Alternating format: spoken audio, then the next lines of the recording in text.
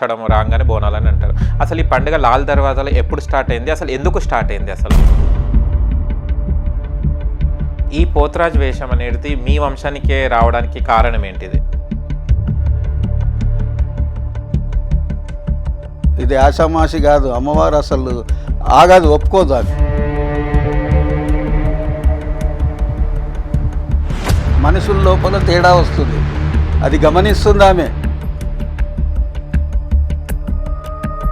దుష్టశక్తులు మస్తుంటాయి.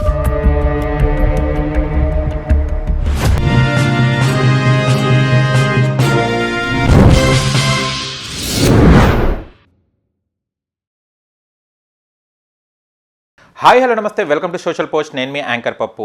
ఈరోజు నేను ఒక స్పెషల్ గెస్ట్ నుండి, ఆ గెస్ట్ ఎవరో కాదు, మనకు ఆషాఢం వచ్చిందంటే బోనాల పండుగ మన తెలంగాణలో, అందులో హైదరాబాద్లో జరిగేది. లాల్ దర్వాజా అంటే అందరు గుర్తొచ్చేది మాంకాలమ్మ టెంపుల్.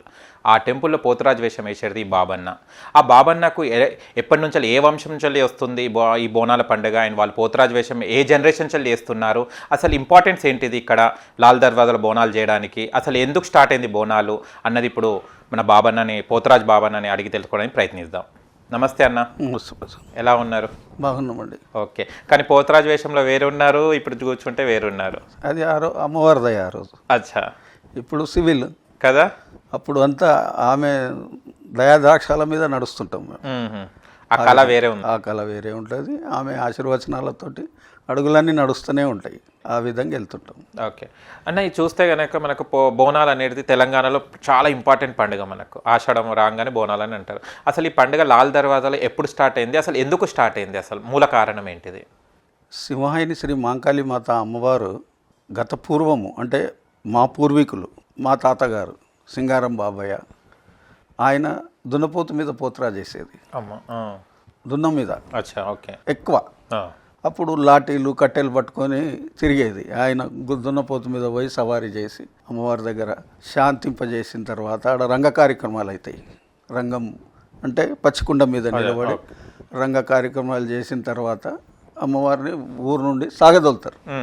అప్పుడు ఇక్కడ నల్లవాగు దగ్గర పోయేది, కందికల్ గేట్ అవతల. దాని తదంతరము ఈ జంతు బలి కార్యక్రమాలన్నీ మానేశారు అప్పటి నుంచి. దాని తర్వాత అన్నీ మానేసి ఈ మేక కానీ కోడి కానీ ఇవన్నీ ఏవి జరగాయి అమ్మవారి దగ్గర. మా దగ్గర ఓన్లీ గుమ్మడికాయతోనే ఈ అమ్మవారు ఆమె దగ్గర అది జరుపుకుంటూ చుట్టుపక్కల ఈ మా ఊరు పొరమలు ఉన్నాయి అన్నీ. ఆ పొరమలకు ఆ రోజు నైట్లో బలిహరణ జరుగుతుంది మా దగ్గర టెంపుల్ లోపల. బలిహరణ అప్పుడు కుల వృత్తులు అందరు ఉన్నారు. వాళ్ళు ఒక ఏర్పులింగం అని ఇక్కడనే దగ్గర ఉంటారు, వాళ్ళ కొడుకు చూస్తాడు అది. ఈ బస్తీ పొరమల మొత్తం తిరుగుతారు బలిహరణ తీసుకొని. చాకులోళ్ళు ఉంటారు, వాళ్ళు ఉంటారు, అందరు ఉంటారు. ఆ కార్యక్రమం అయిన తర్వాత పొద్దున్న నుండి సాటర్డే నైట్లో 5 అవుతుంది, 4 o'clock. సండే రోజు మార్నింగ్ నుంచి బోనాలు స్టార్ట్. 6 o'clock అభిషేకం అవుతుంది అమ్మవారికి. 6 గంటలకు 5:30 నుండి 7 గంటల వరకు అభిషేకం. తర్వాత బోనాలు, ఫస్ట్ బోనం, సెకండ్ బోనం. ఆడికెళ్ళి మొత్తం చుట్టుపక్కల ప్రాంతాలకి వెళ్ళి అందరి దగ్గరికి వెళ్ళి బోనాలు తీసుకొని వస్తారు. చాలా పెద్ద మేళా స్టార్ట్ అవుతుంది అది. ఆ రోజు దిన కార్యక్రమం అదంతా అయిన తర్వాత నైట్లో శాంతి కళ్యాణం జరుగుతుంది అమ్మవారిది స్టేజ్ పైన. ఆ శాంతి కళ్యాణం తర్వాత సండే ఆ రోజు అంత ప్రోగ్రాం కంప్లీట్ అయిన తర్వాత మండే మార్నింగ్ అభిషేకం స్టార్ట్. కార్యక్రమం చాలా పెద్దగా అవుతుంది, ఊరేగింపు ఇట్లా ఉండదు. దాని తర్వాత మా ప్రోగ్రాం ఉంటుంది. మధ్యాహ్నం 2-2:30 తర్వాత స్టార్ట్ అవుతుంది. ఒక దేవాలయానికి చైర్మన్ వాళ్ళందరూ వస్తారు. మమ్మల్ని ఇంటికెళ్ళి తీసుకెళ్ళి అమ్మవారు మాకు సామాగ్రి మొత్తం ఇస్తారు. పోతరాజుకి ఏదైతే అవసరం ఉంటుందో, టెంకాయలు కానీ, నీ పసుపు, కుంకుమ, నూనె, మంచి అన్నీ A to Z అన్నీ వాళ్ళు ఇచ్చిన తర్వాత అవి తీసుకొని మళ్ళీ మేము ఇంటికి వచ్చేసి ఆ పోతరాజు వేయడానికి మళ్ళీ స్నాన కార్యక్రమాలు ఉంటాయి. అన్నీ ఇట్లా ఏవి నిష్టతోటి చేసే పనులన్నీ, నిష్ట లేకుంటే ఏ పని చేయము.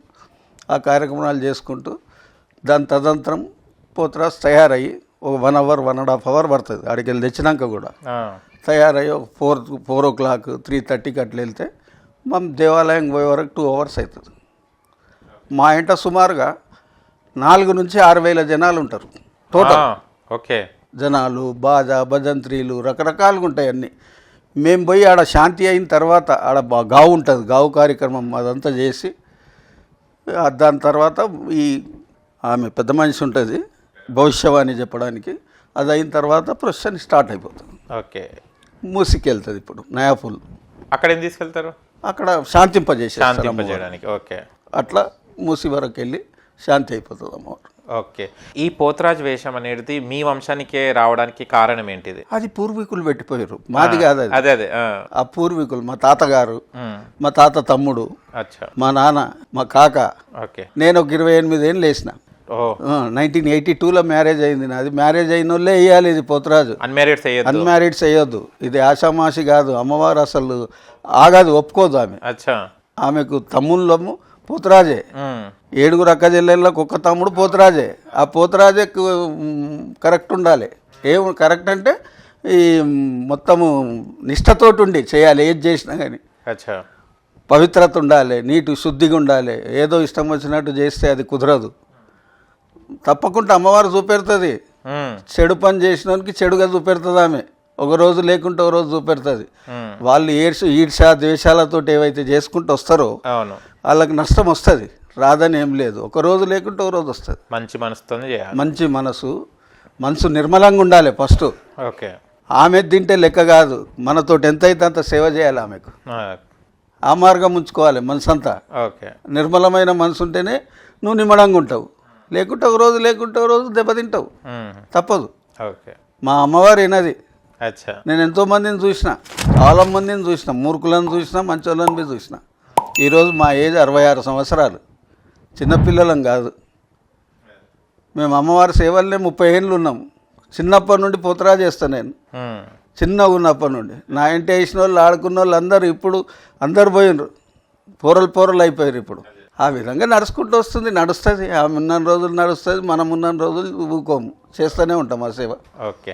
మీ నాన్న తర్వాత మీరు వేయడం జరిగింది కదా? మా నాన్న తర్వాత మా కాక వేశారు. కాక తర్వాత మీరు? మా కాక తర్వాత నేను. మీరు?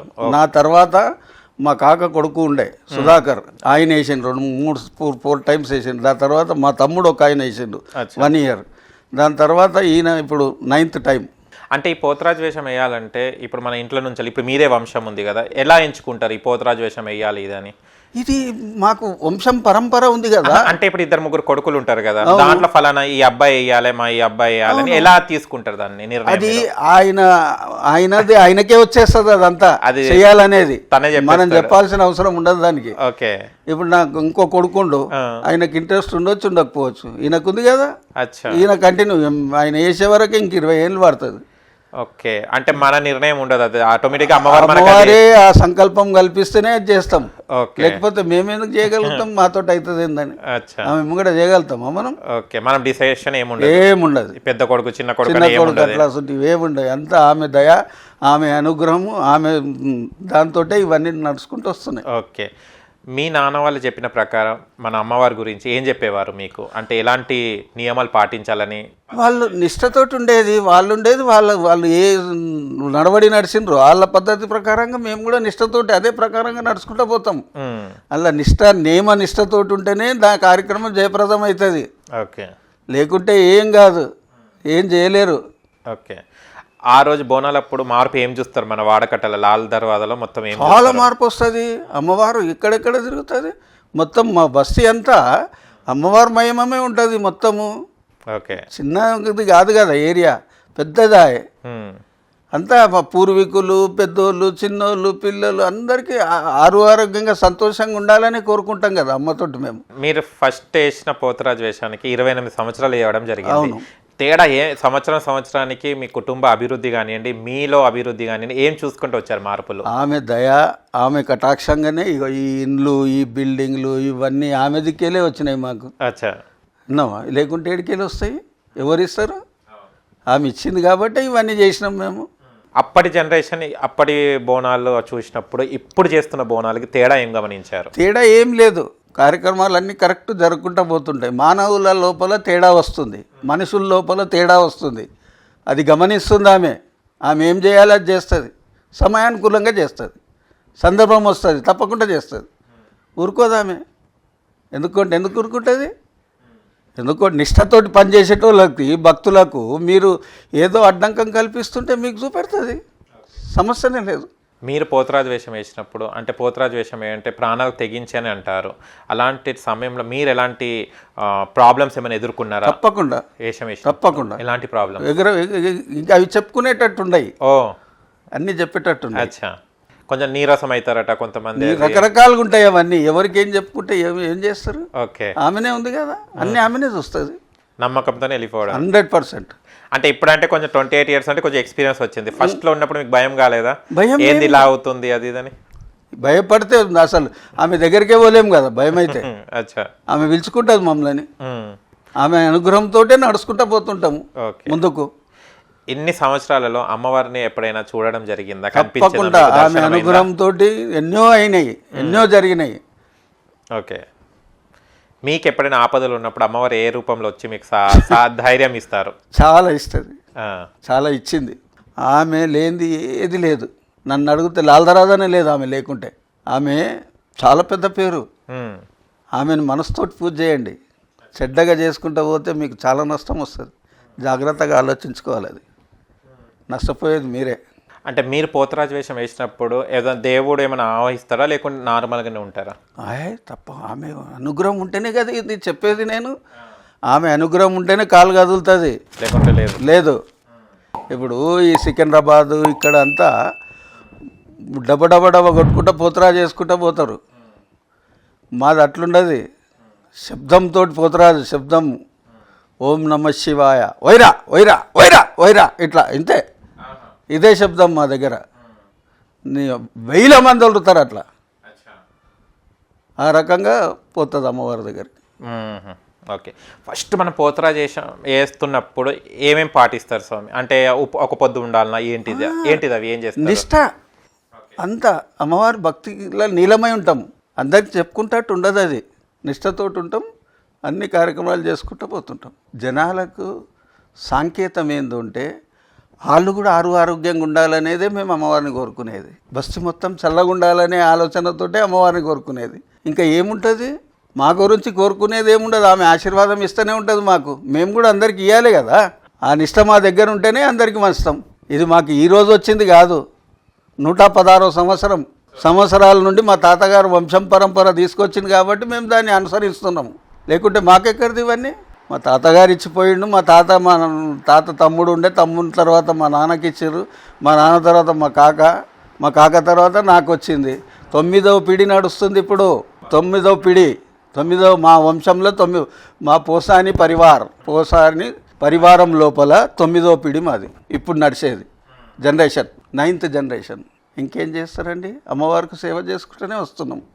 అమ్మవారి అంటే మనం ఇది వేస్తున్నప్పుడు వంశానికి కంటిన్యూగా వస్తున్నప్పుడు అంటే మనం ఎంత నిష్టగా ఉన్నా కూడా, మనం ఎంత మంచిగా అమ్మవారిని పూజిస్తున్నా కూడా మనకు శత్రువులు అనేటోళ్ళు ఉంటుంటారు.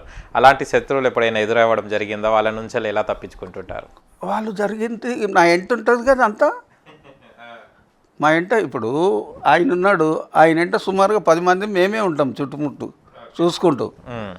దాని విధి విధానాలు వేరే ఉంటాయి. అన్నీ చూసేటివి, చేసేటివి చాలా రకరకాలుగా ఉంటాయి. అది చాలా పవర్ఫుల్గా మేము చూస్తాం దాన్ని అంతా. అది అందరితో అయ్యే పని కాదు. అంటే పోతరాజు వేషం వేస్తే మేము విన్నది ఏంటంటే చాతబడికి కూడా చేయడానికి సిద్ధంగా తప్పకుండా అవుతుంటుంది. దూతలు ఉంటారు, దుష్టశక్తులు మస్తుంటాయి ఆ టైంలో బాగా, ఆ సమయంలో. వీటినన్నిని మనము శక్తివంతంగా దాన్ని చూసుకుంటూ పోతేనే పోతరాజు ముందుకు వెళ్ళగలుగుతాడు. మీకు అది వేసుకున్న తర్వాత మీకు కనిపిస్తుంటాయి దుష్టశక్తులు? అమ్మ చూపెడుతుంది కదా, తప్పకుండా చూపెడుతుంది. ఆమె కనిపిస్తూనే ఉంటాయి అవి. భయమే కదా? ఇంకేం భయము? మన మానవులం కదా, ఎంతైనా కూడా మనం మానవులము. వాళ్ళు శక్తి ఉంటే ఆ శక్తి మాకు అమ్మ ఇచ్చింది కదా. ఓకే, ఆ శక్తితోటే కదా వాళ్ళకి మనం చేసేది మరి. ఓకే, అలాంటి చాలా అంటే చాలా భయంకరమైన సిచ్యువేషన్ ఎప్పుడు ఎదుర్కొన్నారు ఈ 28 సంవత్సరాలలో? నా టైంలో నేను 1-2 times అట్లా జరిగినా కానీ మా ఇంట అందరు ఉంటుండే. దాని ప్రకారంగా అన్నీ తీసుకెళ్ళేది. చాలా జాగ్రత్తగా తీసుకెళ్తాం. కానీ పోతరాజు వేషం అంటే మేము మీ ఫొటోస్ ఇప్పుడు చూడడం జరిగింది. ఓన్లీ ఇక్కడ వరకు వేసుకొని గజ్జలు కట్టుకోవడం జరిగింది. ఏం లేదు, మొత్తం పసుపు కుంకుమ రాసుకొని ఉన్నది, మొత్తం కుంకుమనే. కానీ వేరే పోతరాలు చూస్తే కాళ్ళకి గజ్జలు అవి అన్నీ ఉంటాయి. ఇక్కడికి అక్కడికి డిఫరెన్స్ ఏంటిది? చాలా వ్యత్యాసం అది మాకు వాళ్ళకు. ఇదేంటంటే ఇది మా మా సిస్టంలో ఇట్లనే ఉంది, మా తాతగారు వంపటి నుండి కూడా. లోపల లంగోటి, పైన జాంగ్యా, ఖాళీ ఈ గొలుసులు ఈయన్నే నడుముకే. ఈ కాళ్ళకు గజ్జలు కట్టడం ఇవన్నీ మా తన ఉన్నాయి. మా తన ఆ శబ్దానుసారంగా పిల్లలు ఎట్లా వదులుతారో మీరు అది సౌండ్ చూస్తే చాలా విచిత్రం అనిపిస్తుంది మీకు. మీకే భయంకరంగా అనిపిస్తుంది ఈ ఇంతలో ఇది అని. ఓకే, ఇది ఇప్పుడు గజ్జలు కట్టుకునేవి కూడా మీ తాతల తరానికి వస్తారు, లేకుంటే మీరేమైనా కొన్నారా దాన్ని? లేదు, అవన్నీ పాతవి ఉన్నాయి, కొత్తవి కూడా ఉన్నాయి, అలా అన్నీ ఉంటాయి. ఓకే, సామాన్యులు అవి ముట్టుకొని అది చేసుకోవచ్చా? ఏదైనా పవర్స్ ఏమైనా ఉంటాయా దానికి? లే అట్లా ఏముండదు కదా, అవన్నీ ముట్టుడు గిట్టుడు ఏముండవు. అది ఎప్పటికప్పుడు అన్నీ శుద్ధిగా ఉంటాయి అవన్నీ. దానికి సపరేట్ గుడి ఉంటుంది మా దగ్గర లోపల, మా ఇంట్లో. ఓకే, ఇప్పుడు ఇది చిన్నగా ఉంది, ఆ ఇంట్లో రూమే ఉంది మొత్తం పెద్దగా, సపరేట్గా పెట్టేస్తారు. చాలా పెద్దగా ఉంటుంది.